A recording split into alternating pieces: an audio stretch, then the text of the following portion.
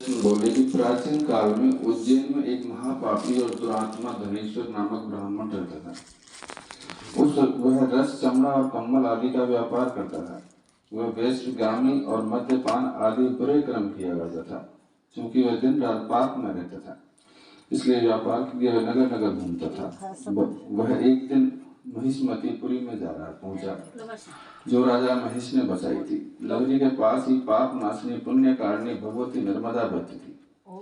उस नदी के किनारे देश देशांतर से आए हुए यात्री कार्तिक व्रत करने के लिए कुछ दिनों के लिए ठहरा करते थे। उन कार्तिक व्रत करने वाले प्राणियों को वहां ठहरा देखकर वह दुष्ट धनेश्वर भी इधर उधर व्यापार करता हुआ एक मास के लिए वहां ठहर गया। अपने माल को बेचता हुआ और नर्मदा नदी के तट पर घूमता हुआ ब्राह्मणों को देव पूजा में अक्सर लगा देखता। वो देखता कि कोई तो प्राण पढ़ रहा है, कोई सुन रहा है, कोई भगवत कीर्तन कर रहा है, कोई भजन सुन रहा है, कोई ध्यान में लीन है और कोई तुलसी की माला धारण किए हुए।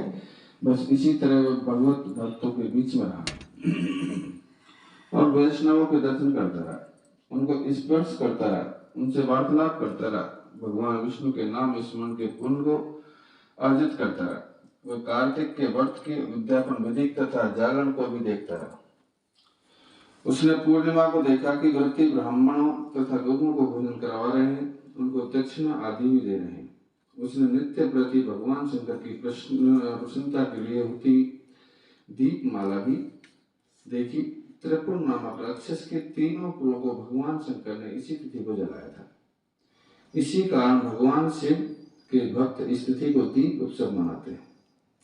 जो मनुष्य मुझ में और भगवान शंकर मंत्र मानता है, उसकी संपूर्ण क्रिया निष्फल हो जाती है। धनेश्वर मां की पूजा विधि देखता हुआ इधर उधर घूम रहा था कि उसे एक काले सर्प ने काट लिया और भूमि पर गिर पड़ा। उसकी यह दशा देखकर वहां के दयालु भक्तों ने उसको चहुं ओर से घेर लिया और उसके मुंह पर तुलसी दल मिश्र जल के छींटे देने लगे। जब उसके प्राण निकले तो यम के दूत को उसे बांधकर कोड़ों से मारते यमपुरी को ले गए। तो उसे देखकर चित्रगुप्त ने यम से कहा कि इसने बाल्यकाल से लेकर आज तक बुरे काम किए हैं, इसके जीवन में पुण्य तो उसे लेश मात्र को दिखाई नहीं देता। यदि मैं पूरा 1 वर्ष आपको सुनाता रहूं तो भी इसके पापों की सूची समाप्त नहीं होगी। ये महापापी है, इसको 1 कल्प तक घोर नरक में डालना चाहिए। चित्रगुप्त की बात सुनकर यमराज ने बड़े क्रोध में भरकर उसको अपना कालनेमी के समान भयंकर रूप दिखाते हुए अपने अनुचरों को आज्ञा देकर कहा कि हे प्रेत सेनापतियों, इस दुष्ट पाप मूर्ति को मुग्धरों से मारते हुए कुंभी पाप नरक में फेंक दो। भगवान श्री कृष्ण बोले कि यह सुनकर प्रेत सेनापति ने मुग्धरों से उसका सिर फोड़ते हुए कुंभी पाप नरक में ले जाकर खोलते हुए तेल की कढ़ाई में डाल दिया।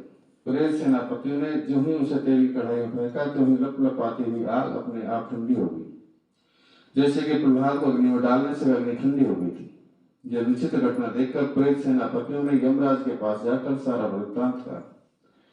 यमराज भी सारा हाल सुनाकर आश्चर्यचकित रह गए और धनेश्वर को अपने पास बुलाकर स्थिति पर विचार करने लगे।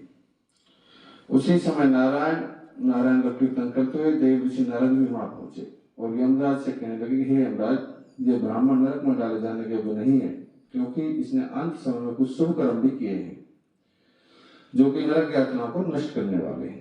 जो लोग भगवत भक्तों का दर्शन करते हैं, उनसे वार्तालाप करते हैं और उनका स्पर्श करते हैं, चाहे उन्होंने कोई भी पुण्य कर्म नहीं किया हो, सहज स्वर्ग के अधिकारी हो जाते हैं। धनेश्वर भी पुण्य आत्माओं के संग व स्पर्श से स्वर्ग का अधिकारी हो गया है। तो ये पुण्य आत्मा है, इसे यक्ष योनि दो और केवल इसे पाप भोग करने वाले नरक दिखा दो। भगवान श्री कृष्ण ने कहा कि जब देव ऋषि नारद ऐसा कहकर चले गए तो धनेश्वर को पुण्य आत्मा समझते हुए यमराज ने दूतों को उसे नरक में दिखाने की आज्ञा दे दी। पंछी भी कुछ सुनाओगे? हाँ, बोल तुलसा मैया की जय।